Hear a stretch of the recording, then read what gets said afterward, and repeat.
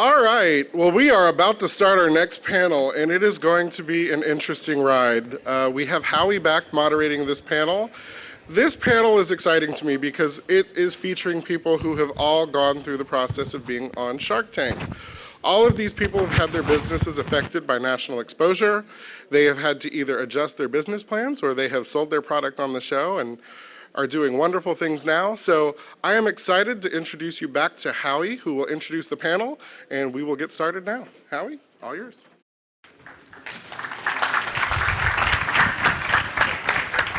Hey guys.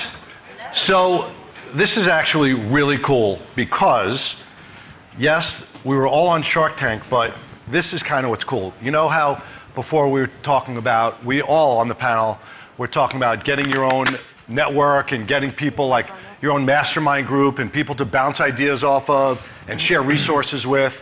Well, we have like this, it's like a private Facebook group. We call it like, it's like the secret Shark Tank group of people who have been on the show. And there are about, I think there are like 500 of us in this group. So we've never met, okay? None of us have ever met each other, but we all know each other because we're all part of this group. We all contribute. We all share resources and share different things. Krista's we'll talk about some of her pain points she's had, but like we've talked through stuff on the phone. But here we are today. And I said to them, should we meet like yesterday or should we meet, this morning? Like, you know what? Let's meet on stage for the first time, which is really cool for us at least. I don't know if you guys think it's that cool. It's really cool for us. And I think what you'll find is everyone here has invented a product, and everyone here has taken it to market, right? So, and there's some licensing involved. So you're gonna get a lot of different perspectives on how everybody got to Shark Tank, why they decided to go to Shark Tank, what it did for them. But I won't go into my story again. I think you guys were all here and heard my story. I don't need to bore you twice. I bored you once. But what I'd like them to do, they're gonna each go in turn. I guess we'll start with, this is Zach Brown. We'll start with Zach. He'll give your name, your company, and kind of like how they're all inventors. So they want to know about Shark. You guys how many of you watch Shark Tank, by the way? So I think hearing the whole Shark Tank thing, somebody already came to me and said Shark Tank came to them. They said no, they weren't ready. I wasn't ready when I went on Shark Tank, but I went, and that's part of what I said earlier about not waiting for perfect and just saying, take the leap and go do it. And, you don't look back. It's such a great, I think, it's such a great thing to go on Shark Tank because not only does it help your brand, your product and your brand, but it helps the brand of you, right? Like you're now like this Shark Tank entrepreneur and it resonates with people. It really means something in the business world. And so if you listen to each one of their stories about how they came up with the product, what they did when they thought of the product, how do you get it to market, how you ended up getting on Shark Tank, what happened on Shark Tank, like, what it's done for your business, and where are you today with it? So I guess we'll start with Zach. That's a lot of things to answer. You know. So just like any... Tell your story, man. Yeah. So just like any of you guys out there, a product is kind of born out of either, a need or necessity or a problem that you're trying to solve. And for me, my wife could never easily put skis or her snowboard on top of the roof of her car, unless I was around because I'm taller and I could do it. She's 5 foot tall, I'm 6 feet. So the height thing helps me a lot, but she never could. So that's how I invented, it's called the Moki Doorstep. It's a step that hooks into your car door latch, easier access to your roof rack. So from day one, I just had this gut feeling that it was going to be a huge success. So because of that, I invested all my own money, took out our savings account, which my wife's still kind of mad about, but it's all right. And refined it, met with people as far as with using Facebook, right? So Facebook for me was a huge thing because I had a 2D drawing and say, how do I make it into a 3D drawing to then use a 3D printer or take it to a machinist? I used Facebook, said, hey, anybody know how to convert a 2D file to 3D file? And sure enough, my neighbor's kid right next door, who was in 7th or 8th grade, was in some engineering program, said, hey, I can do it for you. So I went over there that same day. He converted it for me, 7th grade. And 2 days later, went to school. It was a great 3D model out of plastic. and that was how it was born. Obviously, I refined it from there and all that kind of stuff. So from there, I did Kickstarter campaign. I did Kickstarter purely for the marketing of it. I was still patent pending at the time. The day before I launched, I filed my non-provisional. So I launched and met my goal that day. And just like Howie's story, is that we were very successful early on in Kickstarter, so that's how we attracted Shark Tank. Just like they said before, they are watching stuff constantly. And so I got a phone call. We had some back and forth because just like he felt like he wasn't ready yet. Either was I. I'm like, whoa, I am way out of my league here. And I'm a fireman by trade, and we are ruthless in the firehouse. So I'm like, wow, I'm gonna go on the show, and they're gonna watch at the firehouse, and they're just gonna rag on me the rest of my career, the rest of my 25 years, because I look like a fool on national TV, But a lot of prep work and all that kind of stuff. So we ended up selling the company outright on the show. Very fortunate for that part. What was the deal? So initially I was asking for $150,000 in exchange for 5%, and then Damon bought it for $3 million outright on the show.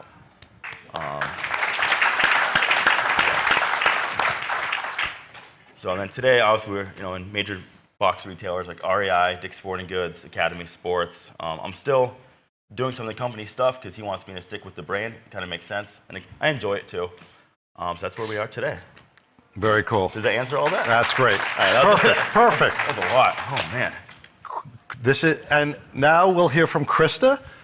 Hey everybody, my name is Krista Woods, and about 5 years ago now, I actually came out with the product 4.5 years ago, but I started, my product is called Glove Sticks, and I actually have a couple new products now since I started, but Glove Sticks is my flagship product. And I started the company from the idea because my son stank. So I actually started it out of desperation. My son is a lacrosse player, and in middle school we started travel lacrosse. We were traveling all year round and in hotels and in the car, and he'd play games, and all of his gear would go into the bag, and the smell was just overwhelming. And it would smell at the hotel, it would smell at the car, and I couldn't take it. And after a few years, I had tried so many products. And then I started reading, that didn't work. And then I started reading like the back of the bottles of the products that were sold for my kids' gear. And it was like toxic or contains chemicals, or it was like wash hands immediately after use. And I was like, I'm actually spraying this on his gloves, which he's going to absorb in his hands. So I actually got kind of pissed off. And I was like, I have invested a lot of money over the years. I don't understand why everything smells so bad. I don't understand. This is a problem. So it was the last tournament of the summer 5 years ago, and I said to his lacrosse coach, who was like a 20-something, played lacrosse his whole life, and I was like, all right, Coach Tom, give it up. Like, what's the deal? How do I get these lacrosse gloves to not stink so bad? And he looked at me and he said, Mrs. Woods, I'm sorry, they just stink. There's nothing you can do. And I was like, that is not an answer. So on the way home from that tournament, we had a 3-hour drive, and Sir Stinks-A-Lot was snoring in the back seat. The whole car was smelling because I have an SUV. And I said to my husband, I was like, that's it. That's not an answer. There has to be something we could do. Everybody has the same problem. Every parent talks about the same thing. There has to be something. And my husband's driving the car, and he's like, right, honey. I was like, no, I'm not kidding. I'm going to invent something. And I start Googling, and he's like, sure, baby. Mm-hmm.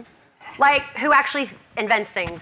I have no experience in manufacturing. I have no experience in inventing. I didn't even go to college. I've been in sales and team building training my whole life, but I have zero e-commerce. I have zero manufacturing, or I had zero knowledge of any of it. And I just started Googling. So I started researching how to invent a product, what my idea would look like. I drew it on a piece of paper. I started researching, okay, how do you solve a problem? You get to the root of the problem, right? So the reason why nothing on the market was working is because it was all designed to mask the odor with some strong chemical scent. Well, the odor is actually caused from bacteria. So what I learned was the moisture gets trapped in the gear. The moisture has nowhere to go. Moisture creates bacteria. So why doesn't anything prevent bacteria? this idea just grew and grew, and I started studying, and then I realized there's antimicrobials in hospitals that prevent bacteria. I called the company. My husband made a prototype in the garage. He went to Home Depot. He made our first prototype, drilled holes in it. I actually brought one here because this is just so cool, okay? So this is my newest one. We give a 10% donation to Stephen Siller Tunnel to Towers Foundation for our military, and thank you. And fire. That's a good run. Yeah. So these are our newest sticks, but they're red, white, and blue USA design. Anyway, so I literally drew this. My husband went to the Home Depot. He built it. We started testing things like, okay, what absorbs moisture? You have to get rid of moisture. You have this. We had a plastic PVC pipe, and he was literally putting like stuff in pantyhose. And one day I got a brand new purse, and inside that purse was like that little silica packet. You know that little, you know what it's designed to do? Absorb moisture. I was like, why can't I use this?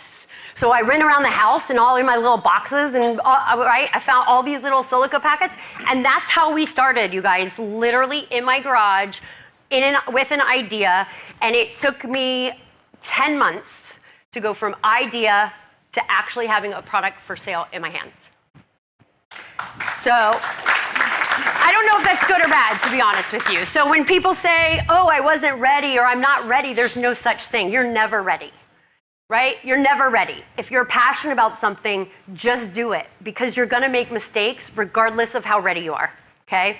I made several, but I've gotten better and stronger over the years because of it. But I have to tell you, when I came out with these, like I ordered 1,500, was my first order, and I was like, okay, how much money can I afford to lose? That's how I went into it.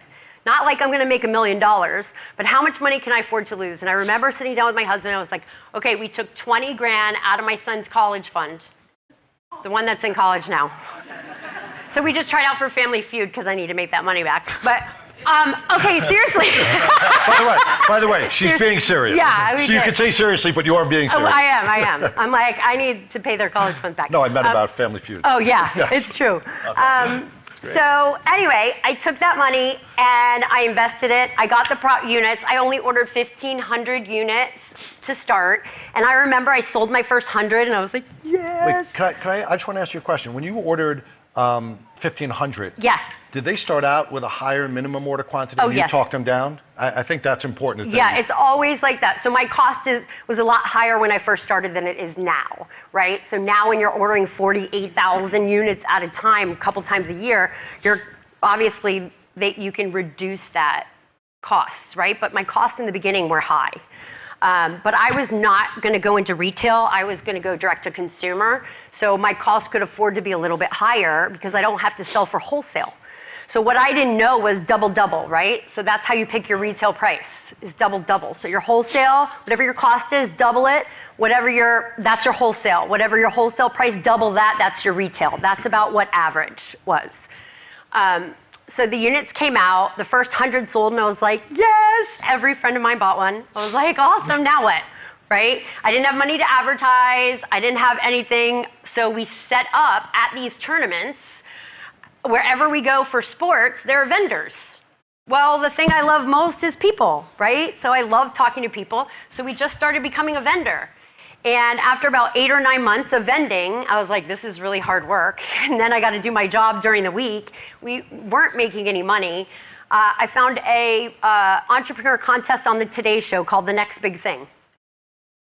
And I was like, what the heck? I'll apply. So I applied, went through the process. I ended up being sent to the Today Show. There was 9 of us finalists. We had to present live on the Today Show on television. I won my day, so there's 3 a day. Then I made it to the finals on Friday, and then the Today Show picked me as the winner. So because of that, I got to go to QVC. I sold out live in 7.5 minutes, and that is what took my business to the next level. It gave me the confidence not only in myself that I didn't fall apart on national television, but it also gave me the confidence in my product that I actually had something that a lot of people wanted. So it was that moment that the next year when Shark Tank came around, which this is kind of cool because I really didn't want to go on Shark Tank. I was not the lucky ones that Shark Tank called. I actually had to go stand in line and wait for an open casting call.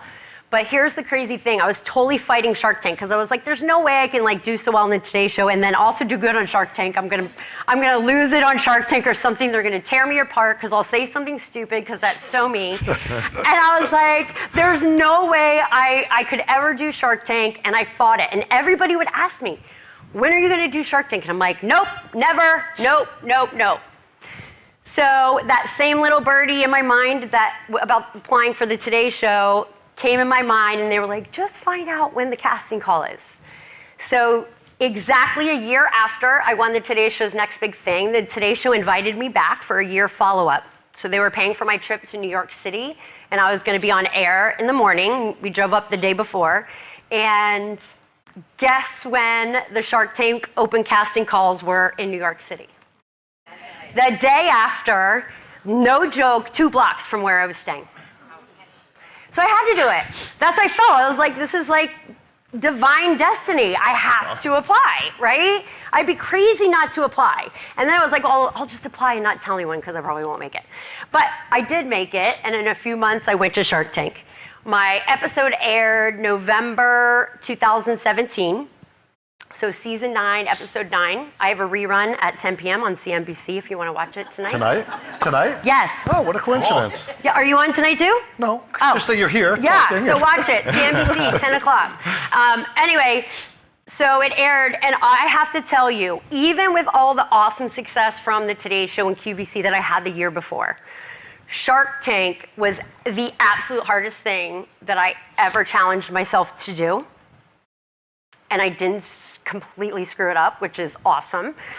Oop. I can't search by topic. Sorry about that. Anyway, but I have to tell you, I did more business in the 2 months following Shark Tank than I did the entire year before, including the Today Show and QVC sales. So Shark Tank did a lot for me personally, as well as for my business. So I'm very appreciative for the opportunity. There we are, 4 years later. Well done. The Shark Tank I can talk forever. Yeah, exactly. And now, Oh, yeah. On the show, I got to deal with A-Rod, so Alex Rodriguez and Lori Grenier. let's see if they work. Oh, you're going to use them now? Let's see if they work. Sweet. Put those shoes back on. They're not magic, fine. Howie. God They're knows what fine. you got in there. Fine. Let's see. Oh, nice socks. Thanks, man. They're my happy socks. Aaron Tweedie. Hi. From Manpack. Hi, my name's Aaron Tweedie, and I invented a bag, basically. I was a construction contractor, and I was on a job site in 2005. A cabinet salesman left me a small promotional bag. Of course, I chucked the sales literature, but I started carrying a bag, and it was a sling bag, and I found it very useful. I broke it, I went back, I got another one. I did that about 5 times in a row. And then I thought, man, I need to shop for something better. And so I got online and I started Googling man purse, man bag, etc. I could either get a Louis Vuitton bag, which I wouldn't carry onto a construction site, or something that was incredibly tactical, like Maxpedition or 511. And I wanted something in between those 2 extremes. So I thought I should start a bag company, and because there has to be other guys like me. That being said, I sat on the idea for 5 years, and I didn't do anything. In 2010, of course, I'm a contractor and a real estate agent at the time, and the market was tanking, and I thought, it's going to be a good 20 years before real estate comes back, so I should just do something completely different. And the only good idea I had was Manpack. So I sat down, I drew it out on paper. I was also separated at the time, so there was no ex-wife to tell me I couldn't do it. We did end up getting back together for a short time, and part of the concession was that 2 things. 1, I'm bringing the chickens home with me, and 2, I'm not giving up on Manpack. Anyways, so I put it on paper, but I knew nothing about cut and sew manufacturing. And so I had to hunt for somebody and communicate my vision. It was really, you got to sell somebody on your idea and upon yourself, because there's a lot of time wasters out there. After many calls to different US companies, I ended up getting in touch with a guy that was about my same age, my same demographic, He was like, yeah, sure, I'll take a look at, what you're trying to make. So I sent him pictures, and he was like, okay. I'm like, I'll help you bring this to market. What are the dimensions? And a light bulb went off. I was like, well, this is like blueprints, right? Like housing blueprints. You need different elevations, you need specifications as far as materials are concerned, dimensions, etc. So of course I set to work making a set of blueprints. That was a bag. I learned a lot from that gentleman. It took me about 13 months to bring my first iteration to market. And I think, I'll also express what you guys have expressed. Like, there is no perfect timing to do anything. It's got to, bringing a product to market is like having a baby. You're going to learn as you go, and you're not ever going to be ready. The most important thing is that, what I've learned, because I've had other people come up to me, and they say, man, I've got this great idea, but I'm afraid somebody will steal it. Well, there's a lot of ideas sitting in closets because people are really scared. And you can't keep somebody from breaking into your house. You're not going to keep somebody from stealing your idea. My philosophy is run faster than the wolves. If you're going to knock me off, knock off what I did last year, but not what I'm doing right now. So anyways, I raised $30,000 from friends and family, and it was kind of a field of dreams thing, whereas if you build it, they will come. Nobody came. I had 1,000 bags sitting in my basement, and I decided I needed to go out and start slinging them by hand. So I remember my first trade show, I sat there for 3 days, and I sold 2 bags, and had a lot of people walk by and laugh at me. I didn't give up. I perfected my sales pitch, and then I ended up having a crowdfunding campaign on Kickstarter, raised 47 grand. Did a second crowdfunding campaign for leather, raised another $27,000. I actually applied to Shark Tank twice. The first time I got through the phone interview, they sent me the application package, and that was the end of it. At some point in the following 12 months, I was probably up late one night and had a few too many drinks, and I thought, what the hell, I'll try again. So I sent an email. And I still remember that evening. At the time, I was with my family, and the phone rings, and my ex-wife says, "Sony Pictures is on the phone for you." And I was like, "Sony Pictures," and I didn't believe it. And I got on, but it was them. So it was a very long process to get onto the show, as Zach expressed. There's a lot of due diligence that occurs, practice, refining your pitch and your presentation, etc. But yeah. So I got on the show. Whether you get a deal or don't get a deal, it's worth approximately $1.5 million in free advertising, which is awesome.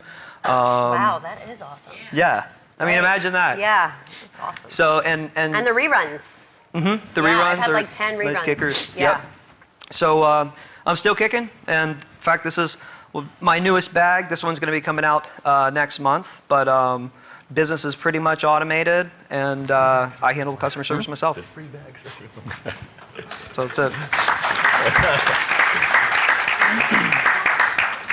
So, oh, sure. No, I did not get a deal. In fact, let you guys in on something that's kind of funny. This is also for concealed carry firearms, right? And being right outside of DC here, a lot of federal law enforcement personnel use my product. And there was a time, I think it was Robert Kirkabet. He was, I told him who my customers were, and he's like, yeah, never laugh at a guy with a gun. But I didn't broadcast the fact it was a concealed carry bag on national television. But the cat's out of the bag now, right? Yeah, I'm telling everyone. So I'm sure we have a lot of people with questions, which we're going to get to in a minute. I just, I noticed something as we're all sitting here, and I'm hearing all of your stories really for the first time, even though I kind of know you all and we've all interacted. I think there's like a common thread that at least I see, which is there's a lot of optimism amongst this group, and I think that's important as an inventor to maintain your optimism. I've dealt with a lot of inventors. I used to coach inventors and help them get their products to market, and they would just always be so ready to give up when somebody said no, and you can't be. You just have to persevere and fight through it and maintain your optimism. Of course, you'll have days where you'll be upset, but my question is for each of you, like what was something you really had to overcome that made you like really question it at a certain point, And by the way, it doesn't even have to have been in the very beginning, even in the middle. Like what happened that you had to overcome that you're like, you were ready to throw in the towel and you didn't, and you're really glad you didn't because you're here today? We'll start with Aaron. Sure. Okay, so my first production run, I had some pen holders on the outside of the bag, right? And I had raised $30,000 from friends and family. So, I care about whether or not I give them their money back. Anyways, my Uncle Claire used to be president of American Cyanamid, but very smart guy, an economist. And when my first production run came in, all the bottoms of the pen holders were open, right? And I'm free, like, oh my gosh, this is not what it's not what I ordered. And it came in wrong. It was many times that stuff came in wrong. But anyways, I called up Uncle Claire, and he's in his 80s. And I said, Uncle Claire, what am I supposed to do? He says, well, what can you do? I was like, nothing. He says, okay, then go sell the bags. So I start going to gun shows, right? And like I mentioned, I think it was a guy from the State Department came by, and he looked at the bag and he says, this is genius. And I was like, what? He was like, you left the bottom of the pen holders open. That's genius. I travel to the Middle East all the time, and sand gets stuck everywhere. And again, a light bulb went off. Hey, I was a construction contractor. You know how much I hate sawdust in my pencil spots? So after that, going forward, I left the pen holders open, and I integrated that into my sales pitch, that this is a feature and a benefit instead of a drawback. That's awesome. Right, and by the way, and that goes back to not waiting for perfect, because some people might have not even sold those and folded up and been like, forget it. I'm calling China or wherever you got it from and redo it. That's awesome. I think Thanks. that's great. It is awesome. Krista, I have one quick question before you tell your story. How do you choose which son's college fund to raid? The one that was going next. I didn't have one for the younger one, so. There you go. Because I would have It was gone to really the younger the one. only You have one. more time. But so tell us. So I know some of the ones you had to overcome, but tell us. I'm still overcoming. And I think that, I love to share all the amazing things that have happened to me in the 4.5 years. But the reality is, I also love to share the hard things that I've had to overcome in order to get to this point. Because I think it's through the hard things that you learn, A, how strong you are, but B, also what you can overcome, and it helps you go towards stronger things. I never would have tried out for Shark Tank if I didn't take that first step with the Today Show, right? So every step that I have taken, even though it's been hard or whatever, has led me to the next step. I have had so many manufacturing issues. I literally am just getting through one now after 4.5 years, you guys, and hundreds of thousands of units made. I just dealt with one that I will share. So now I have a company that makes money, and I'm doing well, and I've been on Shark Tank, and I go speak. I'm doing a keynote at the Federal Reserve Bank, and this, right? Everybody's like, "Ooh, that's so awesome." Okay, so here's the deal. For the entire week, just last week, I spent in my pajamas, okay, with my husband half the time. He'd work during the day, and then we'd sit at night, and all weekend long, restuffing 14,000 units. We didn't do all 14,000 in those days, but because over the last few months, so my product has a lavender scent. It's plant-based essential oils with a lavender scent. So I have many customers that join my stink club, right? So you have to change the inserts, and we call it a stink club, and it's like a subscription service. So I would get an email like, hey, the insert I just got didn't smell right. It kind of smelled sour or stale or whatever. And I'd be like, what? And they're like, yeah, it doesn't have the same scent. So then I'd send them one. I'd follow up. And they're like, no, it's great. So then I would get a complaint. Oh, I have the glove sticks. I just ordered the new USA sticks. What? They smell different. Something's wrong with these. And I was like, what? That can't be. So then I'd send them a new refill. I'd have one sent, and guess what? They'd be like, oh, yeah. Something was weird with the refill. So I started keeping track of these. And it happened once, and I thought it was a fluke. Thought maybe the customer was crazy. That happens a lot too. But then after I started getting a few a week, and I was like, okay, there's a problem here.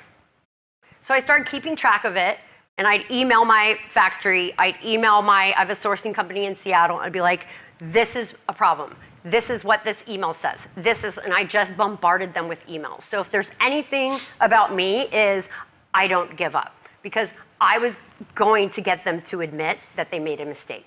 Even though it passed inspection, I'm like, the quality of my product is the most important thing. It took me 2 months to get them, the factory, to admit that there was a possibility that there was a mistake and that some of the inserts used, but they don't know how many, were old. So everything passed inspection. I spent $100,000 to get the order, shipped it here, was selling it for 2 months. And then I'm like, oh my gosh, I might have some people out there that didn't even email me. What if you got the product for the first time and it smelt weird or whatever? What if you got a bad product that's terrible? Like, this was like horrible. So I didn't know what to do. I was like, I don't know what to do. I can't sell a faulty product. So I actually posted in Shark Tank Pals, and I was like, who's been in this situation before? A couple of people commented, like, take your product off the market. Take your product off the market. And I was like, crap, I need money. So you can't, right? You're not making money if you're not selling product, but yet the risk of selling the product if there was a faulty unit in there, even though it was very few, because I sell thousands in a week, and it's 1 or 2 emails a week, those were the only emails I was actually getting. So I took all my products off the market. Once the factory admitted, hey, yep, there is a possibility, I made the decision. I put them stopped all sales on the website. I put them on back order so people could still buy them. They just had a later delivery date. And the factory agreed to pay for 48,000 new units of the inserts, but I would have to be responsible for the packaging and shipping to get them here.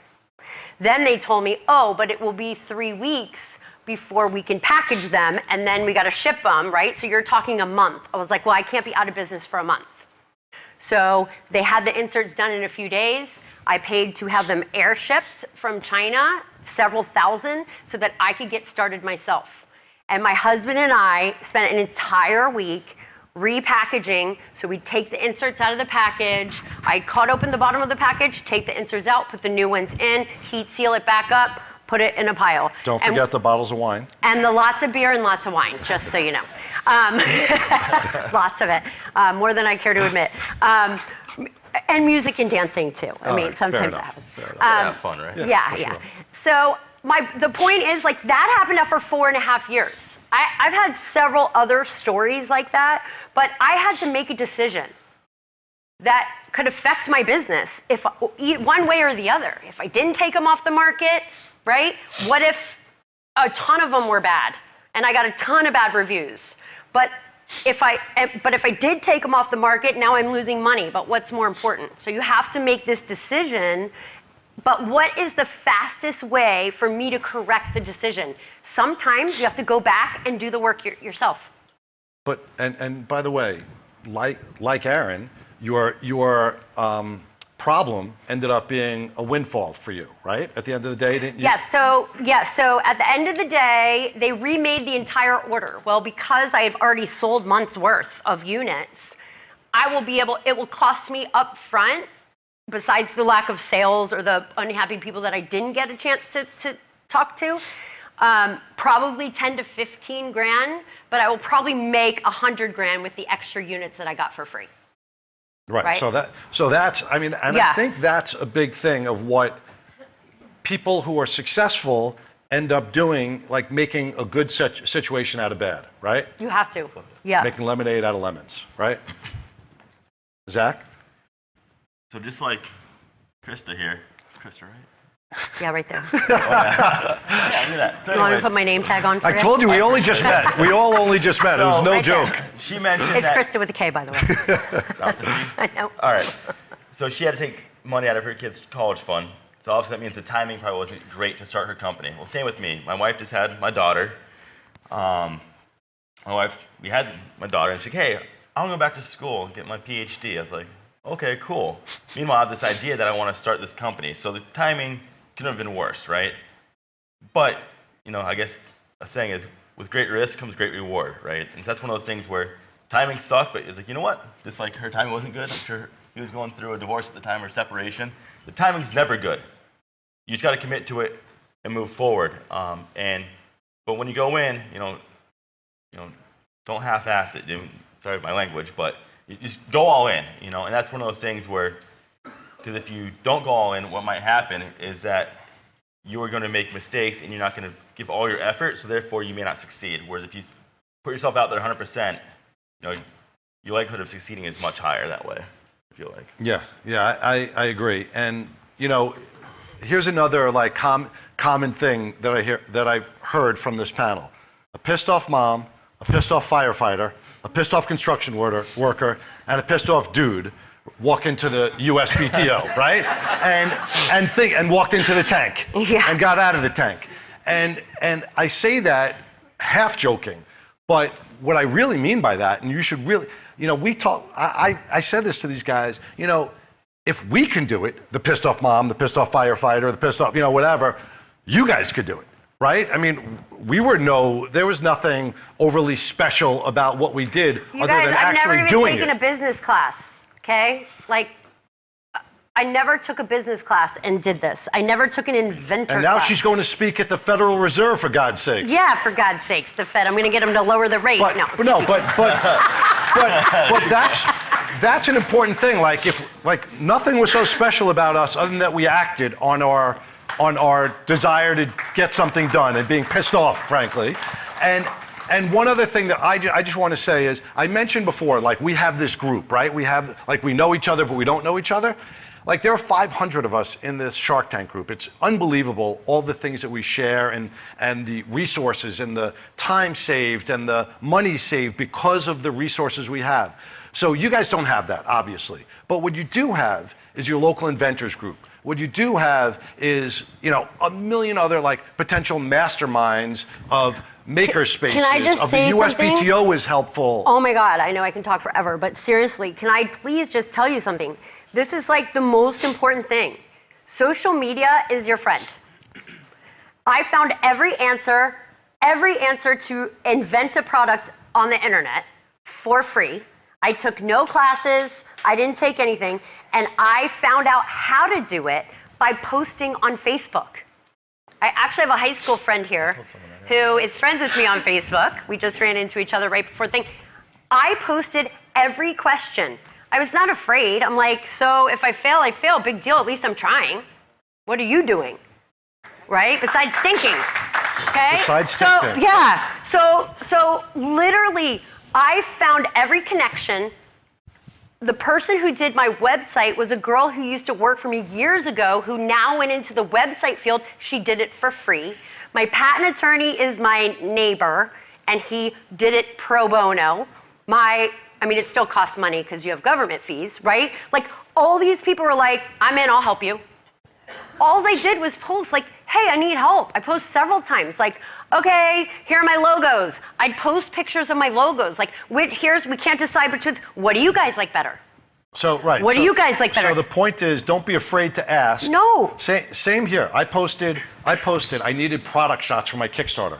I posted, anybody know a product photographer? I got 25 people who use me, use this guy, use that guy. I get a text from my college roommate's brother, who's a world-class photographer, 10 Sports Illustrated covers to his credit, blah, blah, blah. He's stop trolling Facebook, I'll help you. Did it all for free. I had great product shots, but only because I asked and I posted, and I agree with you. But I'm going to cut you off for 1 second and say, any questions here? I'm sure there have to be questions. None? Somebody does. Right here. They've got the mic. Hello, this is for Krista. After QVC and Shark Tank, did you have to deal with any knockoffs? And if so, how did you deal with that? And I guess I was going to ask if you had IP, but obviously you do. You just said you do. Yeah, so his question, could you all hear the question as well? Okay. So I'm very fortunate. I know that is a very big problem in the industry, and a lot of my Shark Tank friends have huge problems with knockoffs. So the bad thing about my product is it's confusing because it's using antimicrobial silver ions mixed with a moisture absorber and a deodorizer. It's the only thing on the market that does what it does. So it inhibits bacteria, absorb whatever. So that's confusing, right? Because they're like, why am I going to pay $10 more for that when I can just get this? And I'm like, because it's not the same thing. But so that stinks, except for the part that's good is because it is confusing, it does make it harder to knock off. It is a high quality, top quality product with top quality ingredients. So I've not had, believe it or not, I've been very fortunate. I've not had one knockoff.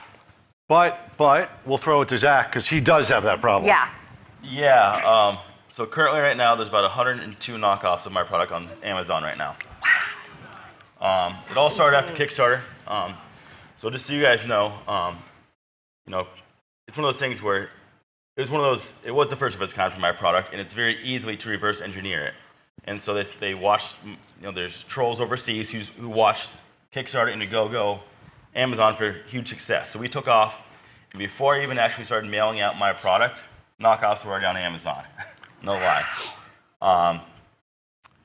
But at that point, there's not much you can do, right? I was still patent pending, so you can't really enforce it. It's like waving a butter knife at someone and say, hey, don't do that, but they all know you can't hurt them because you can't enforce on it yet, right?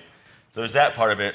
And then once we hit Shark Tank, then it just got overwhelmingly ridiculous to the point where I now have a brand protection firm called IncoPro based out of the UK who uses machine learning, artificial intelligence to enforce stuff, which fortunate now we have huge success on Alibaba, Wish, and those other wholesale platforms. Amazon, eBay, it's a little different dynamic to deal with them, being US-based and how they go about it. But they have some new programs coming out, which I'm hopeful for. But like Aaron said before, the best way to do it is have a better product. There might be half the price of mine, but mine's better, mine's safer, and mine won't damage your vehicle. And at the end of the day, you just got to be a better product. And like Damon, who bought the company, his knockoffs, he told me one time that he started FUBU, the clothing line. He did $9 billion in sales so far over the lifetime of that company. The counterfeit ones did $36 billion. I mean, that's exponentially more than he did in his sales. But that's one of those things where you make a good product, you're still going to do well and you still make sales. But that's one of those things, unfortunately, under the current laws, you can't do much about because no one has $300,000 to $400,000 to try to fight patent litigation for a company that will just dissolve. But you shouldn't let it stop you. At the end of the day, exactly. Don't let it stop you. You still can have a great business, even though there are going to be knockoffs. Yeah, like I said, we're doing fine now with knockoffs. Obviously, we could be making more money if it wasn't for them, but we're still doing very well. And you're the only ones who are on Shark Tank, I believe. Yeah. Okay, just for the first time inventor, and you want to do the first manufacturing run, and the best option, the most affordable option is China. But how do you get started? How do you get connected with a company in China? Who are you asking? Who is that addressed to? I mean, I'll throw something I was out. going to say, I'll tell you, a lot of people do it different ways. A lot of people source themselves, right? So you can hire someone who's in China to source factories in China for you. I actually Skyped with several factories at midnight sitting in my living room, which sucked. But I ended up hiring a sourcing company. So I have a sourcing company based in Seattle. They're in charge of the whole process, and their entire job was to take my product. They have offices in China as well. And so they take a commission from every product that I sell, but they're responsible for the whole process during factory while it's being produced, right? So they shop the factories in China for me, and then they just bring back, okay, we got one price of this, one price of this, one price of that, right? And then I make the decisions, but that's their job. Because of the problem that you're referring to, there are a lot of companies that have sprung up, and essentially they're all sourcing agents at the end of the day, but they handle it for you because they go there, they go to China and speak to the factories, and they have relationships. So if you're manufacturing, it's certainly at first, and it may cost you a little bit more money, but it's worthwhile until you grow big enough and you don't necessarily need a sourcing agent anymore, but you should start with something like that. And Alibaba, as long as you do your research and make sure that they have good rating and there are ways to look into it, and you'll have to talk to them and look at them face to face, that's another option also. Well, so after 4 years of continuously ordering, and every single time that I ordered, something would come in wrong. And of course, you tell the factory, hey, this is wrong. This wasn't made according to specification. They say, okay, well, we already have your money. You keep it, and we'll give you 10% off your next order. And of course, the mentality is like, why would I order from you again? You can't even make it right the first time. So eventually, I decided to go over there myself. And there is no substitute for putting your boots on the ground overseas, walking through that factory, looking at the conditions, looking at how organized they are. You'd be amazed at the disarray that some of these places that manufacture all your consumer product goods are in, and the conditions that some of the workers have. But if you find some place that's well organized and clean, I would stop and just randomly pick up a pair of scissors and cut a piece of thread to see how sharp they were, right? I did not find one pair of sharp scissors. But anyways, yeah, you can go, there's a Canton Fair if you want to source in China. Runs twice a year. You can go over there, spend a couple of weeks. It's pretty cheap, and they'll wine you and dine you too, because you're wealthy American, right? So that's the only thing I found that works for me, and this is my brand. This is the quality of this is a testament of my character, is the way I look at it. And me personally, I will not do business any place where I have not walked through the factory myself and either sat down with the owner or the manager and head T and articulated my expectations as far as quality is concerned. Well, I have no desire to go, so will you go for me? Yeah, absolutely. We got a deal. All right. I'm with you, Howie. Back on what Krista said, though, with social media, and I said it earlier on, use social media, because I found my first factory via a friend of a friend, right? I posted on Facebook about manufacturing, because I hired a U.S. manufacturing broker, struck out there, put it on Facebook, right? So my coworker's friend is from India. He called me up, said, hey, so what are you looking for? His father was an exporter in India. A few months later, now we are manufacturing in India. It's one of those things where the power of social media, we keep saying it, but it's a wonderful thing. Use it. Was it more affordable? India was more affordable than China? No, it was not. But you had trust, Yes. and the trust was more important. Absolutely, yeah. Right. I don't know who I don't has know who's the whoever mic. has the mic. I have the mic. So still Hobo live here. Hello. Hi. I guess this is an eyeball economy, right? It's always good to have free eyeballs. So I just wonder, any downside actually going on to Shark Tank or using a lot of social media for the help? I mean, I would say they alluded to the downside being knockoffs, right?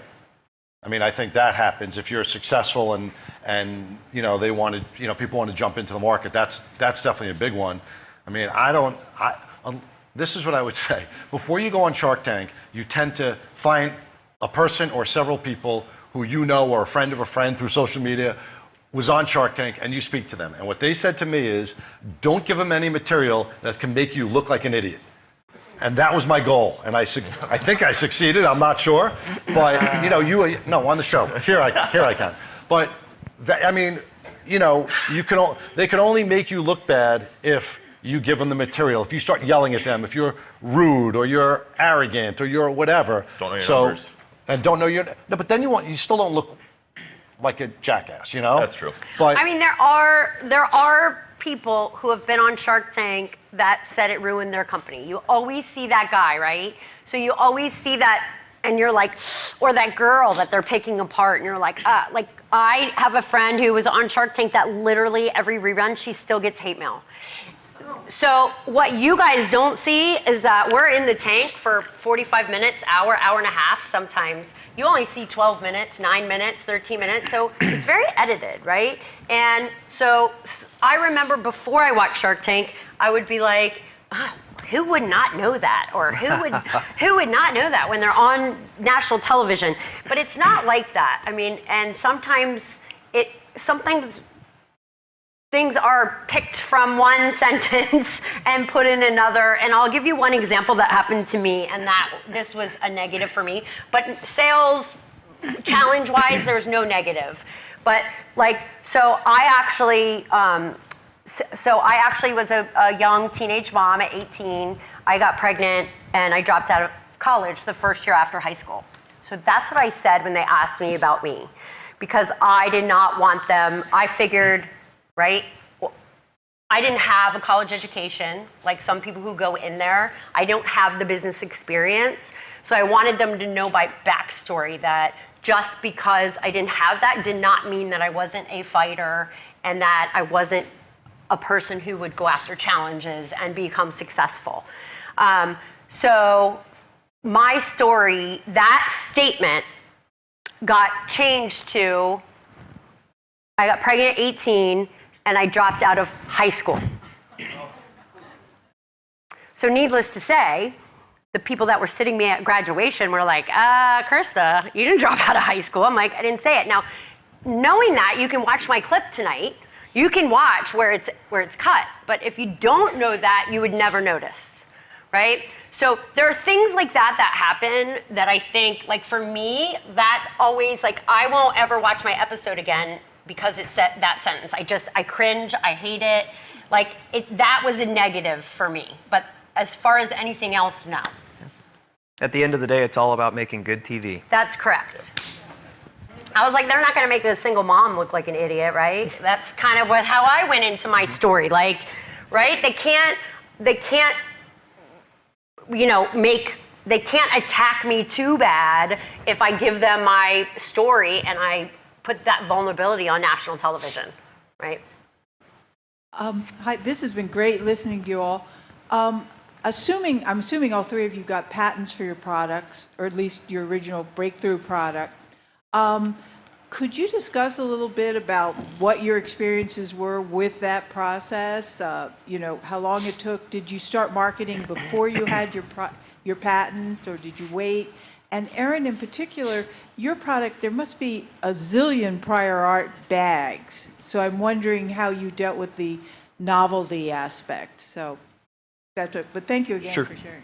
The open cap. Yeah, so I have a design patent. It's not a utility patent. I did initially file a utility patent, and there was a local... Yeah, I did, because I couldn't find anybody else to help me. And I pinged it back and forth a bit before I actually gave up on the utility aspect. And the gentleman that I had hired, well, the first time I went to him, he was too busy for me, right? And then after the Kickstarter, and after I got a little bit of, you know, I wouldn't call it fame, but equity, brand equity under my belt, then he took me seriously. And then he was like, man, why didn't you keep going with this? But we ended up filing a design patent. And yeah, I mean, it's one of those things where, as far as the design patent's concerned, just change it by 20%. But especially in the fashion industry, not a lot of people do patents because things they change so rapidly. Your value, I would imagine, much like mine, is much more in the trademark. Exactly, and that's what my attorney told me. He said, you know, this isn't the end of the world. The real value is the brand you're building in your trademark. That's what you're going to sell one day. Right. You guys?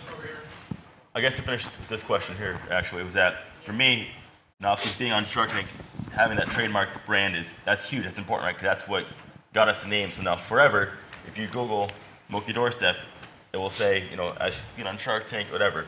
But for me though, for a licensing standpoint going forward, the utility patent for me, that's my strongest part. That's what's going to make me money in the long run for that. Mm-hmm. Right. Your product lends itself to it. My product, apparel, very tough to unless you're patent. Scotty Vest. Right, exactly. Unless you throw a lot of pockets in it. But mine was my trademark. Purely, you know, that's the value of mine. Yours is trademark? I don't really want to talk about it. Next question, please. I am at the patent office. No, but I'm about to go up there and knock on their door. From a patent or a trademark standpoint? No, so I do have my, I do have my trademarks. All right. I'm still I believe it or not, I got my notice of allowance for my trademark. So I got that in 2017, that I have it literally framed in my office, and I was able to bring it to Shark Tank and show all the sharks that I was getting my patent, and it was so exciting. And then about 5 months later, I got a letter in the mail saying it had been rescinded.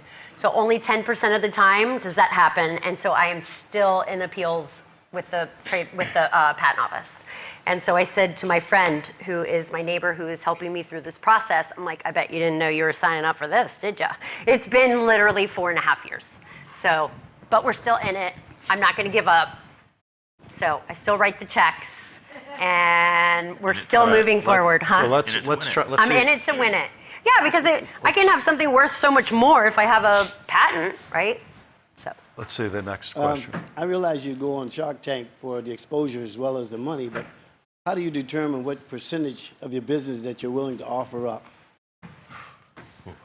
You just make it up. That's a personal decision. No, I think You just make it up. I think at the end of the day, you want something that you could defend on the show. It's something you can defend on the show without looking like an idiot. I mean, I think that's the bottom. You want to get as much as you can, or some people set it artificially really low so that they can get a deal and say they got a deal. Even if they don't close the deal, at least they say they got a deal. But generally, you just want something that makes you look reasonable.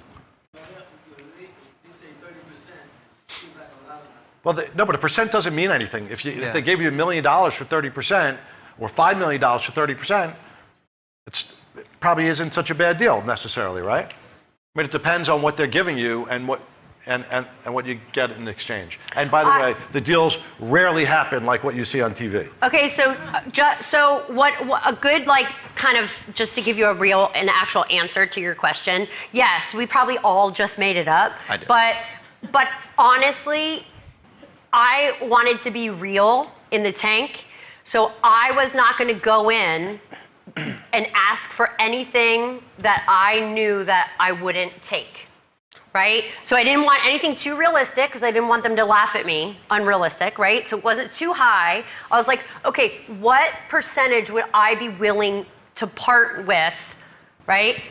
That I would be willing to take that deal. Like, I wasn't going to make it up. And I think it was like, what is going to show my realness? Like that I could argue why my company was worth that value, right? All right, I think we have time for 2 more questions. You mentioned using Alibaba, and it has a wealth of resources and information on the site of suppliers. And I needed to know how would you recommend a new inventor to navigate through the site to identify the ideal initial suppliers? Because I understand you should try more than one supplier for your first prototype to convert it into a product, or whatever you would suggest. So in essence, what are the tips that you would provide a new inventor to navigate through the Alibaba site? I would say look for companies that are already manufacturing something similar to what you want to make, because you'll find they never want to turn down work. And one season they're making shoes, and you come along and you're like, I want you guys to make diapers. No problem, we can do it. But they've never made diapers before. So when you search, you do a search and it comes up with what you're searching for, and you'll see who the manufacturers are. But then dig a little deeper into what their reputation looks like and how their craftsmanship looks, and you have to have conversations with them. But you also may want to start by prototyping here, even though it may be a little more expensive. It's a little less risky. And you want to make sure you're not doing business with a trading company. So one thing that I learned is that, the trading company, they tell you they own the factory, but they don't own a factory. And they get you your 3 samples. And you're like, hey, I like that sample right there. I'm going to give you my business. They just put it back out for bid, and they give it to whoever's cheapest anyways. I was actually in China sitting at a table with the factory owner. Jackie was his name. And he says, and I'm showing him the bag. He says, wait right here. And he walks over to the wall, and he picks up a man pack, and he throws it on the table in front of me. He says, you didn't give me this order. And I looked at it, and I recognized it as the sample that I had approved from my previous production run, which came in wrong. Right. And that was a light bulb moment, and that's when I figured out, you got to do business directly with the factory. And a lot of times, the only way you can do that is walking through the factory. But what you could tell from Alibaba is sometimes you'll know it's an agent or whatever you want to call it, because you click on one thing, you see that person. You click on another one, that person. You click on a different factory, same person comes up. You're like, all right, I'll stay away from that person. Good point. We have time for one more question, which is over here. I hope it's a good one. Make it a good one. It's a good one, trust me, because I binge watched Shark Tank, and I've been watching it since it's been on. So my question is, for anybody that feels to answer it, as long as Shark Tank's been on, they ask the same questions mostly, but inventors still seem to be caught flat-footed somehow. So how would you advise an inventor to prepare themselves best for their questions? Because somehow they always ask a question that the owner/inventor is not prepared for. How would you make yourself bulletproof for Shark Tank? You can't. No. I mean, that's the whole point, is to ask you to trip you up so that they have that footage, because it makes for dramatic television. So Right. just don't give them any information at all, No. so they can't use No. it against you, or what? No, listen, you got to know your numbers, right? Okay. And by the way, I don't see people getting tripped up that much anymore. I was gonna say, Well- and a lot, you have to remember, like, I really like to share that it's edited. So sometimes, like, if you're seeing a facial expression, like, right, maybe they didn't do it at that time as a response to that question. Right. Right? So Mark Cuban's like, so, why is your product better? And then you'll see the contestant like, I'll give you okay, they didn't really do that, right? I'll give you an example. The Bombas Socks guys I spoke to, they were pissed because on the show, they asked a question, they showed the guy like sweating and whatever, totally taken from a separate part. And they want to make it dramatic TV, but that's what you sign up for when you go Yes, on. At we the end all of the know day, it. should you be that mad that they showed you like you didn't really know that? Yeah. Who cares?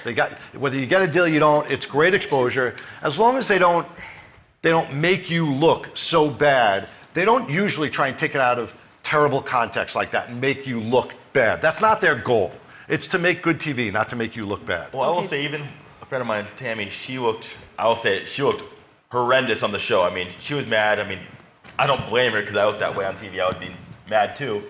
But 2 weeks later, I talked to her. She's like, oh my gosh, like the sales have been ridiculous. Right. Well, so you can be on TV for 9 minutes, look like an idiot, but you can make, I think she did like $600,000 in sales in like 24 hours. You can't put a number, that's crazy. Yeah. It's well worth it.